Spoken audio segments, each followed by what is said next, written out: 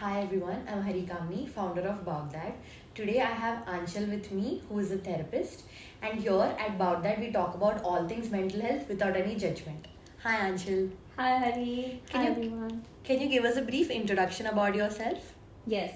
So as she introduced, hi. I'm Achal Munot and I'm a counseling psychologist and an ice bath facilitator. I run private practice with the name WeHumanize.co. Mm-hmm. So that's something that I do. That's nice, exciting, and I'm very looking forward to this conversation. Same.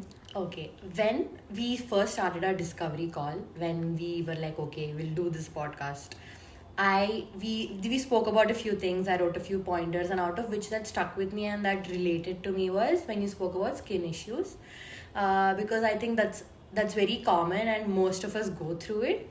Not very like crazy skin issues, but acne or whatever. Like people go Yeah. through it mostly. I've had acne since I was in 10th grade, but I've had not like issues with it. When I was a kid, I didn't really understand. But as I grew, then went to so many doctors, work, didn't work out. After a while, you just give up because you understand that it is something that you'll have to heal from inside. So it wasn't really like an eye-opening journey, but it was something that I had been through. If you can open up about your skin issues, like how it shaped you as a person and how that changed you as a therapist and how you look at your clients, that's something that would be interesting to me personally to know. Right. So I think the conversation about skin issues came up when I was talking about why me in psychology and being a Yeah. therapist and all of it. Yeah. So a little context, I am someone who was born with a skin issue. Like the third day of my birth and I had ruptured skin. Okay. Right? So while I grew up, I grew up in a joint family, so it didn't feel so much that I have an issue because everyone was still loving and caring and no one ever tried to make me feel that okay, something's Something's wrong. off, Yeah. something's not right. But again, as we grow older, we also see other people around us. The teenage would hit and you would see okay, now is the time where you would want to look a certain way, you would want to present yourself a certain way. I would go to school and I would see like okay, the other girls' hands are a certain way and I have rashes on my hands. That would make me conscious. I would always go with a hoodie or like with a jacket so that my skin is not exposed and all of it. And that's the time where I started to get very uncomfortable in my skin. Like it destroyed my relationship with my skin, I could say. Okay. It really ruptured that. Okay. But again, I think it has taken a lot for where I am today. I'm not saying that I'm at the it place, but I'm still okay to being where I am. Like if you see, like I still have rashes, fresh rain rashes, now. But then I did give it a thought in the morning, like okay, like should I wear something that's fully covering and all of that? But then I was like, you know what, it's fine. That's great actually. Yeah, but again, like a certain kind of okayness is what I've developed, and my therapy has helped me be where I am today. When I say my therapy, my conversations with my therapist.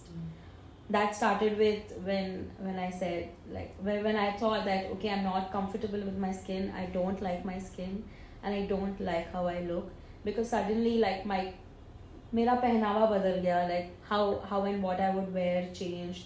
I would wear shorts, but then shorts went to like knee length shorts, and then they would go like three-fourths and all of that, and then suddenly like it got all covered, and I'm like, okay, it's not about exposure, it's not about exposing body, but it's also about my comfort and my need to hide my body. And that's when I was like, okay, no, I don't want to live like this. And just trying therapy for the first time, like let's see what comes up. Also the fact that taking therapy was a big step because I'm an older daughter. Okay. And the older one, the strongest one, the responsible one, proper older child syndrome had hit me very early. So I felt the need to be the older one. I felt the need to be the stronger one. And I would always be told कि like again in Hindi it says भगवान दुख उसी को देता है जो झेलता है, भगवान पेन उसी को देता है जिसके पास वो ताकत होती है. And I was told that okay, so you have this skin because God feels that You can handle it. and I'm like okay, am I the chosen one? But I didn't ask for it. But then, as again, so my need to be strong got very strong there. But again, what therapy did to me is allow me to be vulnerable, allow me to let go of the need to be strong. Like, okay, it's painful and I can try. I can cry about it. I Like don't- accepting pain, that it is a feeling too. Like you don't have to mask it under strength. Right. Yeah. So that's something that helped me, which helped me be okay with who I am and where I am. So I show up being okay with who and where I am as a therapist, and that is the kind of space I want to create for my clients. Healing, why you're coming here, what your goals are is very secondary. My main aim is to be creating a space for you where you feel okay in your body, where you feel okay about, where you're coming from, what you're bringing, what your experience is, and all of that. That kind of safety is something that I would want to offer, because again, I've experienced not having that, and then I've So you want to experienced- give it. right. I get that. Like, do you think it is a tendency that people tend to give out what they don't get? Like, not just from a therapist perspective, but even in general. Like, let's say there was a kid who never got any assurance or like anything when they were like from their parents or whatever. Yeah. And they tend to give that a lot more to other people because they're like, oh, I didn't get that. Now do they like overcompensate? Does that happen? It does, right? It does, because you know what it feels like to not get what you want. So you would want to give anything and everything that the opposite person wants. Once, yeah. Right? Like, I know what it felt like to not have an ice cream that day. So I would make sure that I give that ice cream to my sister when she wants it, for example. That's interesting. Right? Moving on, when I was again doing the discovery call with you, you said that you follow humanistic approach to your clients. Can you give more information on that? Like, how does it actually work? Yeah. Again, in very, very simple layman terms, what humanistic approach is that you try to see the person for who they are without labels. Is that possible though, to see the person for who they are? I mean I not probably in the first meet, Yeah. but has there been an instance where they were not being themselves, but you could like make out that maybe this is not what they're trying to do? Like, is that a possibility? I mean, it is a possibility, right? Like, you notice that, okay, this person is trying to mask, this person is trying to bring a certain self of theirs, and it's for us to be curious about. It's easy for me also to be, okay, no, this is a good behavior and it's a bad behavior. It's easy for all of us to do that. But for us to be able to be curious about, okay, why? Right?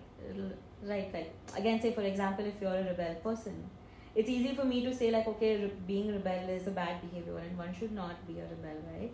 This is the notion that we're fed, right? But for me to be curious about, okay, but she's not born with this, right? So why rebel? Like why does she feel the need to establish power there? Establish like कि नहीं बस करना है, ये है, वो है. Like, just to be curious and just to know why. So is that knowing why is your transaction analysis that you said that you would do? Like knowing why, as in like you ask them questions and then you have a transaction of conversation. Is that what it is? Again, so there are many therapeutic approaches, right? There's behavioral therapy, there's multiple therapies as of today. Something that I very strongly follow is transactional analysis. This is a transaction. What we're having right now is a transaction. And again, for us to be able to sit with the kind of transaction that we're having, the tonality, the story, what you're bringing, why you choose to say what you say, what is your need to communicate a certain thing, what do you want from me when you say a certain thing, right? For us to be able to be curious there, that's transactional analysis. What it also does is helps us understand the history of the person. Like, okay, you have a behavior or you have a pattern now, but then it roots us back to as back as your older experiences to understand, okay, from where it might have started. Now that's something that can also be started while you're say 0 to 6 months old. It's possible for us to make meaning of the world from then and start our relationship with ourselves and world from there. I have one question. So when somebody has come to you and then they are telling you about themselves, and if you come to know that they are not being truly honest, like completely honest, and you need some information from them to actually help them, but they're not giving you that piece, how do you actually work through and get that piece out, or do you have like a timeline, or do you like go with the flow? You like, okay, maybe next session, next, where do you stop that, or do you like be direct sometimes? Like, do therapists do that? I don't know how, again, I don't know how other therapists function when I mean, if it comes to something like that. Something that I do is, again, what I feel and I say and believe is therapy is not a procedure, it's rather a process. Okay. So if you're choosing to not say something right now, there is a chosen decision that you've made कि नहीं मेरे को इसके बारे में बात नहीं करना है, right? And we can talk about why you don't want to talk about it, right? But I wouldn't want you to force yourself to tell me something so that something can be done here. Okay. Right? Again, when you're prepared, when you're comfortable, when you feel safe is when you share. There's no timeline. Like, I don't tell my clients 10 sessions and you'll be this, 15 sessions and you'll be this. No. Something takes us 6 months, it takes us 6 months. Something takes us 2 years, it takes 2 years. And that's fine. Okay. There was also something interesting that you told me about inner child work. You said you like working with the inner child of your client. And that got me a little curious. Like, can you give a little bit more detail on that? Or you could use me as an example if you want and give an Right. answer. Again, I would not like to call it inner child work, but just child work, right? Again, I strongly believe that who you are today is a compilation of all the experiences that you've had up until today. Okay. Right? Be it at the age of 6 months old, 6 years old, 16 years old, or day before yesterday. Right? All of that is impacting how you're feeling about yourself and a lot of other things, right? Again, child work is where we work with the child, where something has happened during a particular stage of their life, be it family wise, be it abuse or anything of that sort. It takes a lot for us to go back to that experience and stay with that experience, right? And accept it. And accept it and just talk about it, right? It's easy again for us to mask, to not talk about it, to be strong, be in an illusion that we've processed that. But then there's a difference between processing that and being with an illusion of processing that, which is again suppressing it because it's harder to be sitting with that.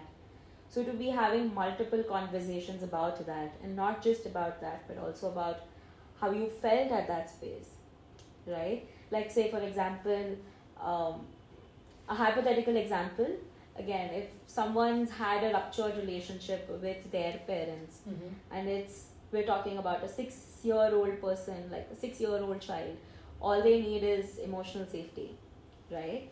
But coming from a ruptured family system, it shakes up their belief of safety and a lot of other things. It threatens, it's as big as a threat, right? And maybe they remember like one huge incident which really like changed a lot of things for them. So something that I a lot of time ask is like, okay, try to be like a bee on the wall, right? Be the third person in that situation and narrate that to me, right? So what this does is it allows them to step out from that situation, have a perspective of that situation while being out of it. And also been telling, like, say for example, if I'm that 6-year-old and okay, I see Anchal feeling that way, I see Anchal feeling or scared or threatened and all of that, and then to delve into the dialogue of okay, then what do you think that Anchal might be needing, right? Maybe a few words, maybe like a feeling, maybe a secure environment, maybe someone to just come grab her hand and like run away from there. What she thinks is the ideal situation to save her from it? What she would like to have to feel safe. Okay. What she would like to have feel. To feel safe. Yeah. Could you give me any one example of your client with, if that's okay? I mean, without giving the name and all of that, if you can give me a normal example as to how you've actually been like, oh, so this happened when she was a kid and that is why it's like this now. Like, could you give us an example of something like that?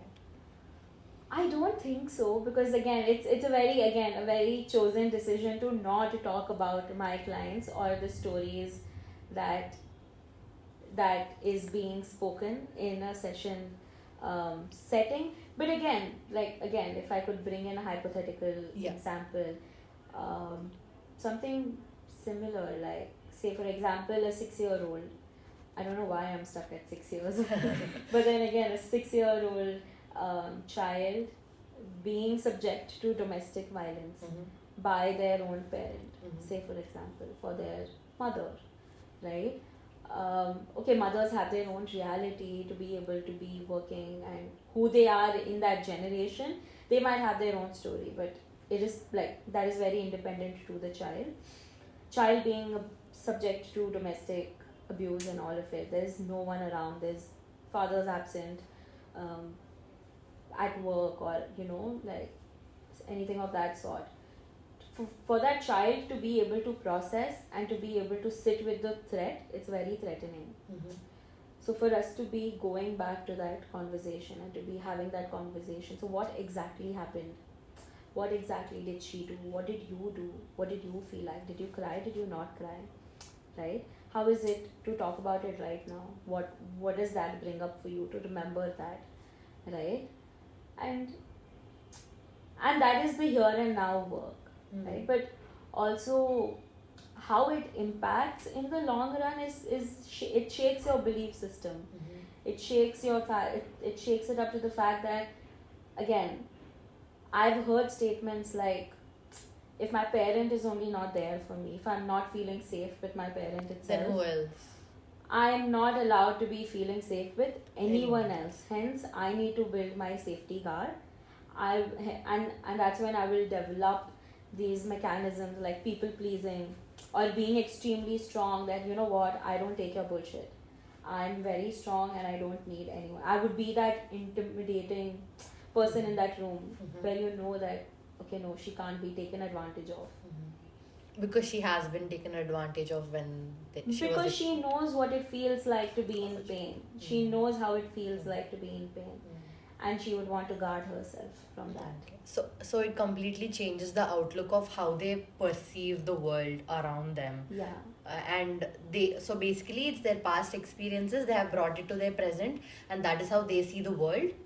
It stays, right? It stays because, again, your nervous system is a storehouse of your experiences, stories, and your feelings, right? If you've had a fire experience, say for example, if you've had a finger burn, how you will perceive fire would be very different from how I will perceive fire. You will be very threatened because you know what it feels like to burn a finger. I don't know what it is what it is to have a burnt finger. I just know that we should not go near fire because it's too hot and you will get burned. But you know the pain. So you are extra cautious about it. Got it. Yeah. Moving on, one of the very interesting topics for me, what do you think from your experience of like meeting your clients, that most of the challenges that women face in India, like in a family setup, what have you come across? I think something that's very strong is gender roles and gender norms that are laid out for women, and that is something that's very strong and it still stands strong today. Like, say for example, I come from a very culturally, I wouldn't say orthodox, but for the lack of better word, maybe orthodox. I come from a Jain Marwadi family, right? So I have seen women be a certain way in home. I've seen women be treated a certain way at home, about what their roles are, what they need to do, what they don't need to do, how they need to be, what their duties are, and a lot of that, right?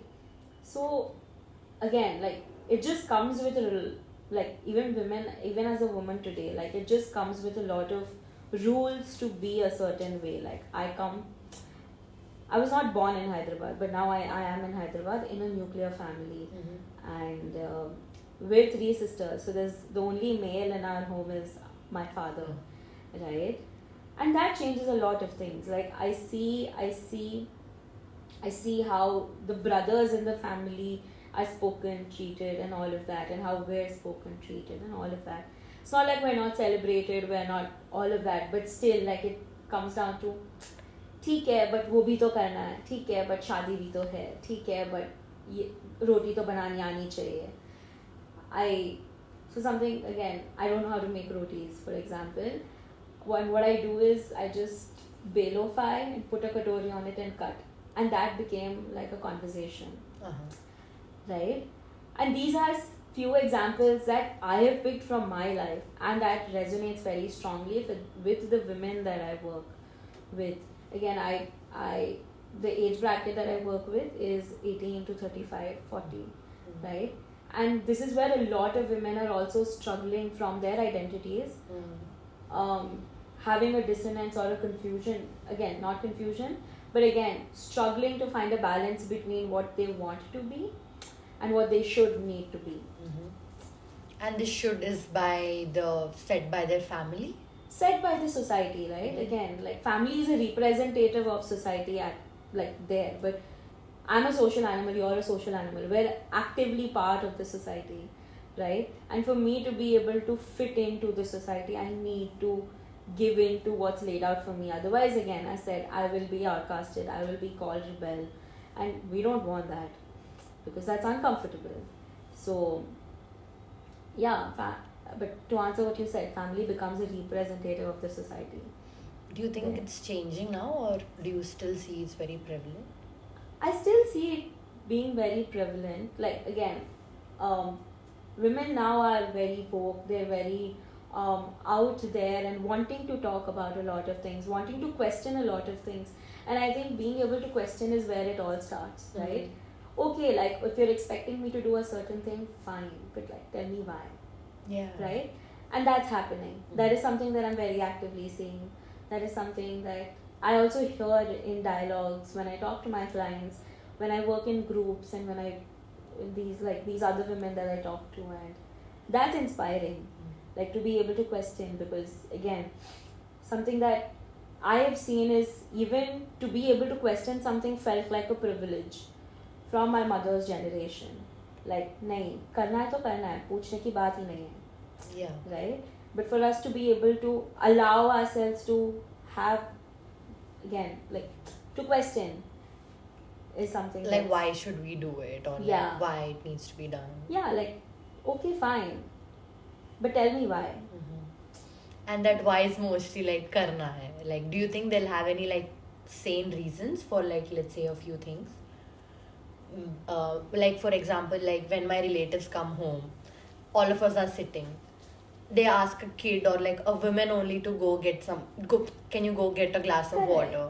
And that is and they are not doing it with an intention of like a gender thing, but it just comes. It just so comes that they just ask the women in the house or like the kid in the house, but not men. Like I haven't seen them like go ask the male category, like go get me some water. It'll directly come to a female. So those little things which they also do not know, like they are not very conscious about it, but they end up doing it. Those sort of things, can they be questioned, or do we just be like, okay, they're elders, so let me just go and do it? Like, where do you think, I don't know if there is a yes or no answer to this, but where do you think we can draw the line as to this is something that I will talk about with the family and this is something I will let go of? Because I'm pretty sure most of us let go of many things on a daily basis, because we can't explain the most basic things because they would not understand, or they would be like, it's just a small thing. Yeah. But the fight is not because of we don't want to do it, but it's because of them unconsciously telling us and not somebody else do it, and they don't realize it in some way. Correct. And all of this is very unconscious, right? So something, as you said, right? Ghar pe mehman hai, there's relatives, and everyone's, again, I come from a Marwadi family. So we'll have 20 people sitting on the floor with the biggest thali, and everyone sharing from that, right? But I would see my brothers sitting there, but all of us, like, we girl cousins are like, okay, ye leke aao, wo leke aao, ye paroso, and all of it. Also, funny fact, everyone sitting down would be men. Right? Like, okay, why can I not be with them? Or like, why am I the one who's bringing roti? I don't have a problem bringing roti. Right? Yeah. But the fact that disparity. And it's not just in household chores or something like that. Something that I very actively noticed is, again, my grandmom passed away a few months ago in May. And it was all very sudden, and it was in Chennai, and I reached home. The first thing I saw is her body, and then her body is there, and then she's surrounded with men. I was like, where's everyone else? Where's women? Where's my cousins and all of that? And they're somewhere in a room outside, like nearby, but not there, right? I was like, and at that time I was really heightened with my emotion, and I'm like, you know what? Screw it. I'm not going. I want to see this lady. I want to be with her for a while, and I just dragged a chair and I sat in front of her, and that brought up a lot of questions. Okay, why are you sitting here? Right? And like, I think you should be there, and all of it. Like, no. Yeah. Right? So I don't think, again, as you said, I don't think there is a limitation or a line that can be drawn कि आप ये बात कर सकते हो या ये पूछ सकते हो या ये रिबेल कर सकते हो. Right? It depends on the situation. It depends on situation, it depends on family system, it depends on you knowing your family well enough ki like, okay, is it okay for me to question this? Like, do I feel safe enough or okay to question this? Again, I think to be able to question is a privilege. Yeah. And again, that comes from a place of how I've seen women in my family grow. Interesting. And Yeah. on this note, for any women struggling with relationship issues or like marriage issues because of a family setting, what is that one advice would you give them for their mental health, mental shift in their head? Like, is there anything that you have? Yeah, again, right, like I don't do advices. Mhm. I don't tell कि आप ये करो and this will be your cheap crack, or like this will be your hack into the relationship, or No, something better very mental- basic as be fearless or like Correct. speak your mind out. I think it's just that, speak your mind out. I think it's just to be able to communicate what's coming up for you. I won't say be fearless. It's okay if you're fearing. It's okay if you're, you know, whatever it is. But to be able to communicate that, okay, this is how I'm feeling. It's uncomfortable and I don't like it, or I like it. I'm okay with it, right?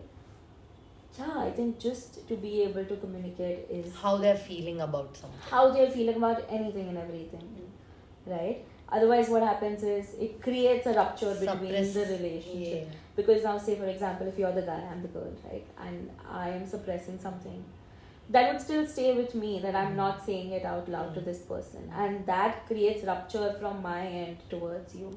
That I'm not feeling safe enough to communicate that to you. Relationship is all about safety, right? So, And when they don't feel safe, for example, but they are suppressing and they want to put it out, can they create their own safe environment, or it's completely dependent on their surroundings? no, they can. Say for example, I'm not feeling safe enough to communicate a certain thing to you because I'm fearing how would you respond, what would be the consequence of the conversation, will you break up with me or something like that, right? But again, the work that comes in there is to make,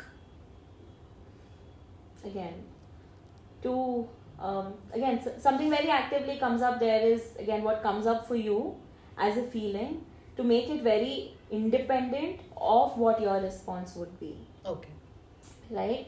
Okay, I am feeling a certain way, and that's fine, and that might make you feel a certain way, and we can still talk about it, right?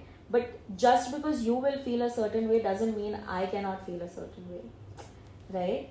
The work there is to be able to acknowledge what's coming up for you, to honor what's coming up for you. Like, okay, I'm angry at you, that means, okay, I'm angry at you, right? I don't have to shove down that anger and be like, okay, no, I don't have to be angry because, again, mood kyun kharab karna hai? Got it. So it's depending on, like, it's very independent of what the other person would feel and what I would react to it. It should be, because I can feel however and whatever I can feel, and you can feel whatever you can feel, right? And there should be space for both. There should be space for all of it. Moving on to relationships, marriage, and more on that front. According to you, what do you think is the most recurring conflict that could come across in couples? Like the most recurring one, be it in a marriage or in a relationship. What, according to you, has been one of the most recurring one? Again, I don't know what could be the most recurring conflict, But what I can tell is the reason to why the conflict, right? And again, it takes me back to the previous answer, like not feeling safe enough in the relationship, emotionally, verbally, can rupture the relationship, and that brings up a lot of things as something that's not very healthy in a relationship. Not being able to express themselves. Not feeling safe, not being able to express themselves. Yeah. According to me, like the most recurring conflict, like let's say in a relationship, could be bringing up past issues. Like, okay, we've already spoken about this now again. So when the same conflict comes again and again and again, I think that is one of the main issues where the other person feels like, oh, are they not listening to me? So that Correct. sort of comes like where you're going on telling the same thing to that person. Hey, this was bothering me, and then they keep doing that. I think feeling of not being heard, like, okay, my partner is not able to hear me. Like, Yeah. I've been telling them what's bothering me, but I see no change.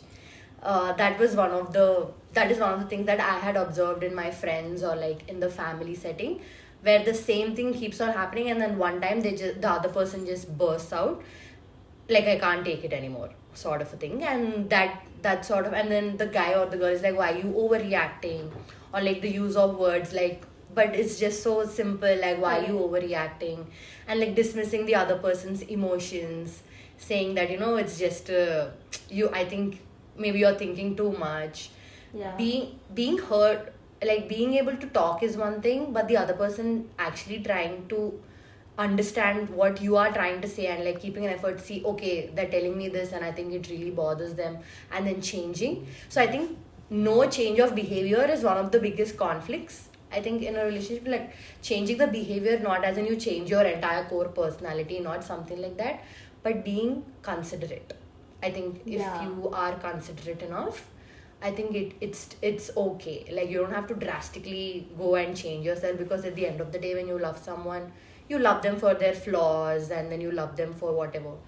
But then being considerate for your partner, I think, is one of the keys maybe that is missing, where they're just like, ये तो drama करती है, and the girl is like, okay, he's very like aloof and doesn't understand. Right. So I think that's more from No, a fair, layman. fair, correct. And I think something that comes up for me while I listen to you is the word understanding. Like for me to be able to understand that you want a certain thing, Yeah. right? And if I cannot do it, for me to tell you that, okay, listen, I can't do it. But not, again, just be like, yeah, fine, I'll do it, whatever, next time. And like, Does this bring a lot of distance in a relationship? Like, let's say one person is like being very vocal about what they're feeling, and the other person is not trying to understand, or they think they're being too much.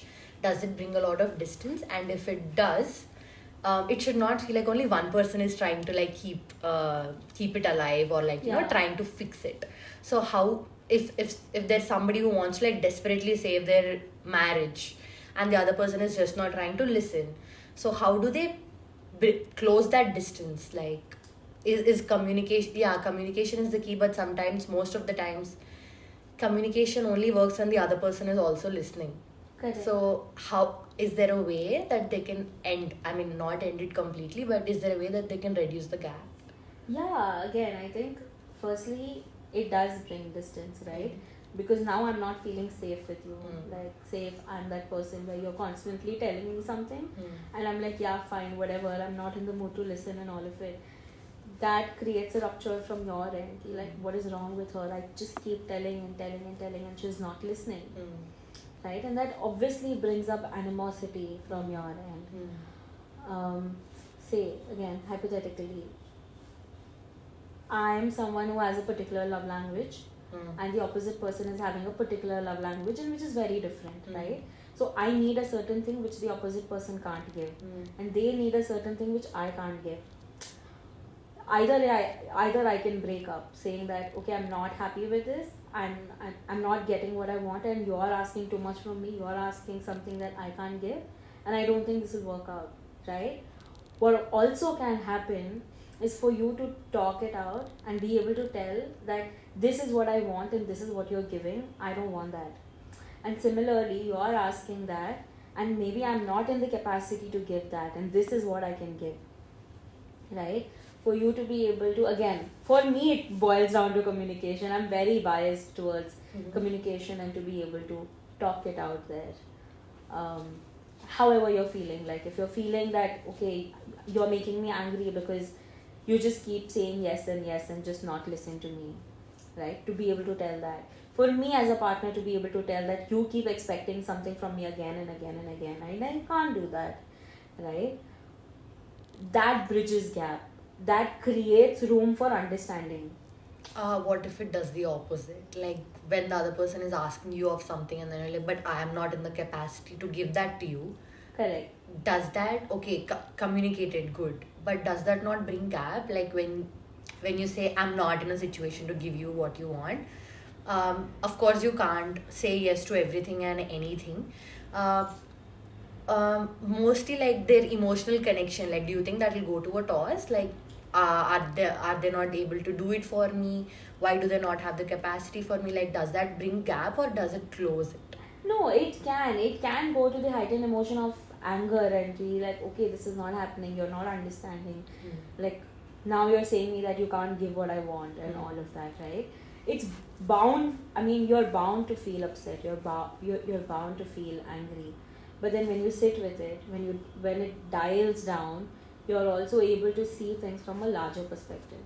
Like that, okay, if he's saying he's not able to give, like I want it, he should be giving. But again, why is he not able to give? Right? But the other person should be able to answer that. Correct. The other person should also be open to the conversation. It cannot be, as you said, it cannot be a very one-sided thing who's trying to keep it alive. It needs to be a two-way process. It needs to be where both the parties are involved in the conversation with the intent of making it work together, right? And again, while I say what I say, I'm also mindful that communication is a privilege, right?